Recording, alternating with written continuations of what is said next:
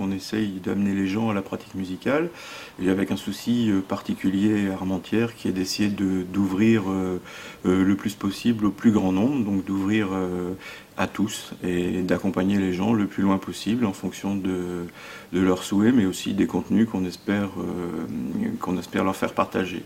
Et puisque maintenant la formation n'est plus uniquement solfège, instrument comme on a pu connaître il y a 20 ans, mais on essaye d'avoir une formation ouverte et diversifiée, plus ouverte sur le jazz, sur la chanson, sur tout ça. Enfin, voilà.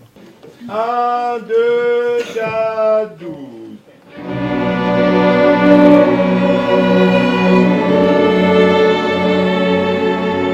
Le répertoire abordé, c'est un support pour acquérir une autonomie et puis apprendre à faire des choses, et apprendre à faire des choses par soi-même en fait. C'est beaucoup de contraintes pour arriver à se libérer des contraintes et donc ne plus avoir besoin à terme, ne plus avoir besoin de profs, ne plus avoir besoin et arriver à se débrouiller tout seul et développer un sens artistique personnel.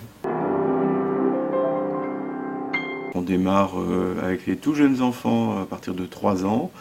Et puis à partir de 7, en fin de l'entrée au CE1, ils peuvent intégrer le cursus traditionnel de l'école de musique.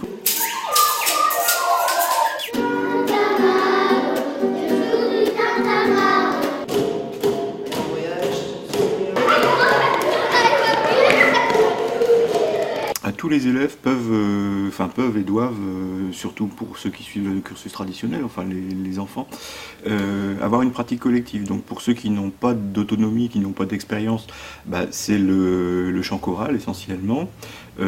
Mais après, en fonction du degré d'autonomie et puis des spécificités, ça peut être quatuor de sax, ça peut être ensemble de flûte, ensemble de clarinette, ensemble de guitare, ça peut être un petit ensemble à cordes, ça peut être aussi pour les plus avancés, enfin ça peut être l'orchestre. On est également ouvert aux adultes, donc il n'y a pas de limite d'âge. Alors ils ont 2 cours de formation musicale, donc là c'est ce qu'on appelait autrefois le solfège, c'est-à-dire on apprend à lire les notes, enfin le contenu, l'aspect code de la musique. Donc les cours d'instruments se passent de façon individuelle, sauf pour les plus jeunes, les 2 premières années, dans la mesure du possible et dans les limites des plannings des uns et des autres, on essaye d'avoir par exemple 3 élèves présents à tour de rôle sur 1 heure, parce que ça crée une petite émulation.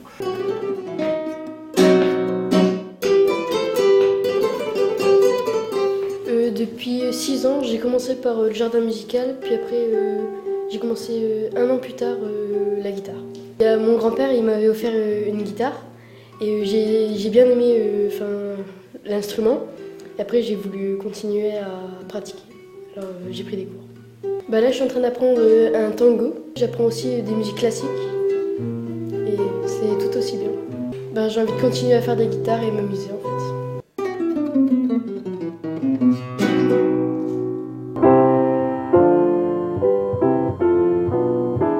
Il y a incontestablement des phénomènes de mode, c'est-à-dire qu'il y a 25 ans, les classes de piano étaient hyper surchargées de partout, c'était blindé.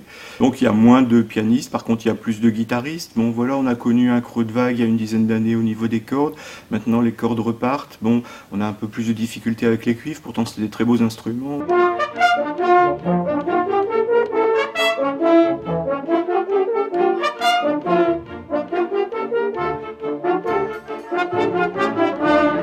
Il y a une pénurie de trombonistes actuellement, pourtant voilà, c'est un très très bel instrument. Il suffit quelquefois d'un film, à l'issue du film Les Choristes par exemple, il y a plein de gens qui ont voulu faire du chant. Pourquoi c'est comme ça, c'est dans l'air du temps, je dirais.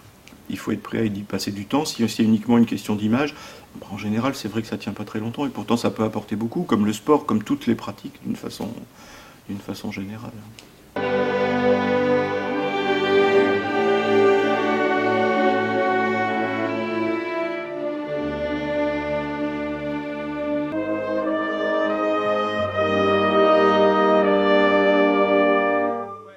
Donc oui, 23 profs, et puis, mais ils ne sont pas tous là à plein temps par contre, parce que bon, évidemment, quand c'est des instruments avec un faible taux de pratique, ils ont peu d'élèves et donc ils ont une pluralité d'emplois. C'est un peu spécifique aussi à la fonction de musicien enseignant, quoi.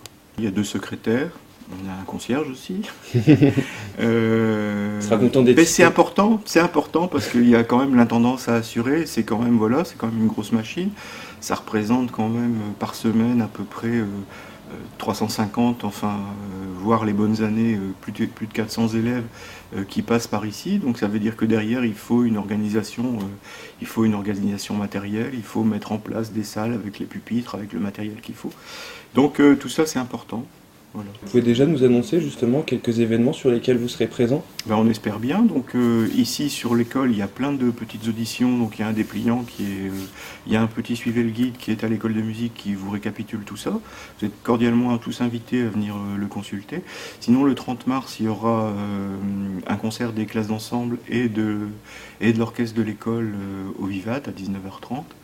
Et donc on vous y invite nombreux.